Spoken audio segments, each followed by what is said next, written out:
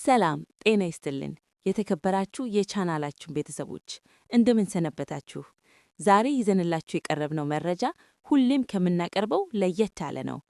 ብዙ ጊዜ እዚህ ቻናል ላይ የምናወራው ስለ ተፈጥሮ ምግቦች ጥቅም ነው። በተለይም ነጭ ሽንኩርት ለጤና፣ ለልብ፣ ለደም ግፊት መድኃኒት ነው ስንል ቆይተናል። ይህ ፍጹም እውነት ነው። ነገር ግን ከመጠን ያለፈ መድኃኒቱም መርዝ ነው እንደሚባለው ነጭ ሽንኩርትንም ከመጠን በላይ ስንጠቀም ወይም አንዳንድ የጤና ችግሮች እያሉብን ስንወስደው ጉዳት ሊኖረው እንደሚችል ስንቶቻችን እናውቃለን? በዛሬው ቪዲዮአችን ነጭ ሽንኩርት ሊያስከትል የሚችለውን የጎንዮሽ ጉዳቶች፣ እነማን ጥንቃቄ ማድረግ እንዳለባቸውና መጠኑ ሲበዛ በሰውነታችን ላይ ምን እንደሚፈጠር በዝርዝር እንመለከታለን። በተለይ በባዶ ሆድ ጥሬ ነጭ ሽንኩርት የምትወጡ ሰዎች ይህንን ቪዲዮ በጥሞና ተከታተሉ። ከመጀመራችን በፊት ግን ለቻናላችን አዲስ ከሆናችሁ ሰብስክራይብ በማድረግ ቤተሰብ መሆንዎን አይርሱ። ወደ ዋናው ነጥብ እንለፍ። መጥፎ የአፍና የሰውነት ጠረን ባድ ብሬት ኤንድ ባዲ ኦደር። የመጀመሪያውና ሁላችንም የምናውቀው ጉዳት መጥፎ የአፍ ጠረን ነው። ነጭ ሽንኩርት በውስጡ ሰልፈር የተባለ ንጥረ ነገር ይዟል። ይህ ንጥረ ነገር ለጤና ጠቃሚ ቢሆንም ሽታው ግን እጅግ ጠንካራ ነው። ነጭ ሽንኩርት በልተን ጥርሳችንን ብንቦረሽ እንኳን ሽታው ለረጅም ሰዓት ሊቆይ ይችላል። ለምን እንደሆነ ታውቃላችሁ? ምክንያቱም ሽታ የሚመጣው ከአፍ ውስጥ ብቻ ሳይሆን ነጭ ሽንኩርቱ ተፈጭቶ ወደ ደም ውስጥ ከገባ በኋላ በሳምባችን በኩል ባተነፋፈስ ስለሚወጣ ነው። በተጨማሪም ነጭ ሽንኩርትን አብዝቶ መመገብ የላፍ ሽታችንን እንዲቀየርና ጠንካራ ሽታ እንዲኖረው ያደርጋል። ስለዚህ ወደ ስብሰባ ወይም ሕዝብ ወደሚበዛበት ቦታ የምትሄዱ ከሆነ ጥሬ ነጭ ሽንኩርት ከመውሰድ መቆጠብ ብልህነት ነው። የጨጓራና የሆድ ችግሮች ዳይጀስቲቭ ኢሹዝ። ሁለተኛውና ወሳኙ ነጥብ የጨጓራ ጤንነት ነው።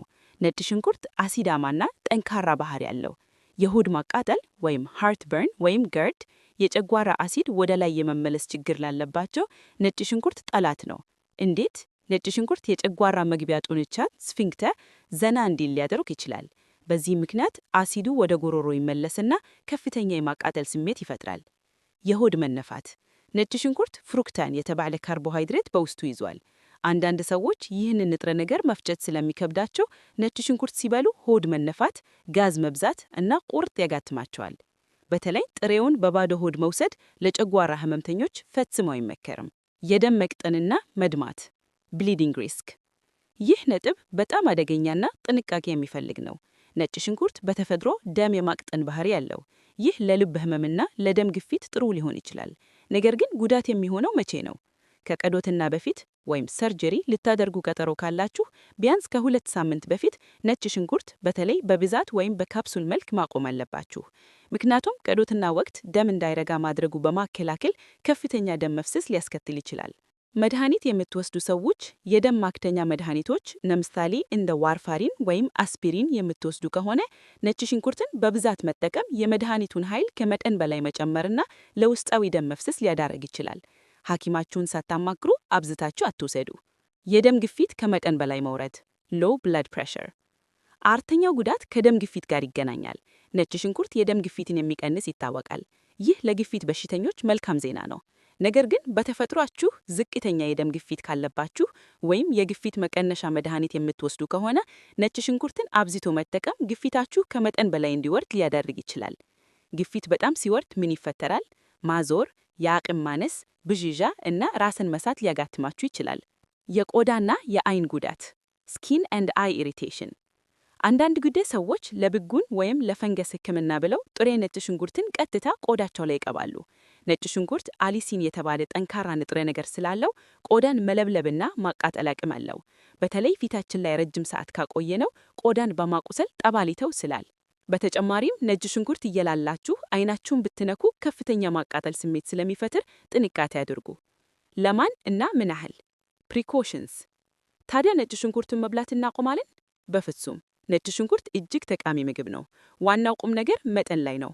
በምግብ ውስጥ ተበስሎ የሚገባው 1 ወይም 2 የፍሬ ነጭ ሽንኩርት ለአብዛኛው ሰው ምንም ጉዳት የለውም። ጥንቃቄ ማድረግ ያለባችሁ ጥሬውን በብዛት የምትበሉ ከሆነ ነው።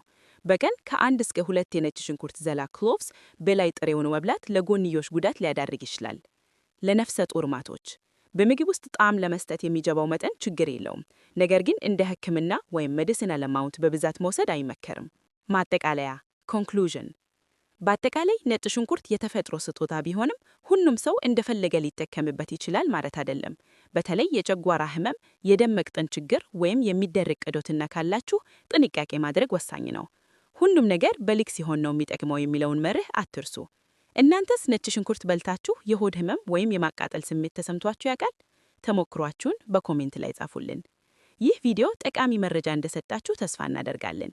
ከወደዳችሁት ለጓደኞቻችሁና ለቤተሰቦቻችሁ ሼር በማድረግ አዳርሱ። ላይክ ማድረግ እንዳትረሱ። ለቻናላችን አዲስ ከሆናችሁ ሰብስክራይብ አድርጋችሁ የደውል ምልክቷን ተጫኑ። በቀጣይ በሌላ አስተማሪ ቪዲዮ እስክንገናኝ ቸርን ሰንብት። ሰላም።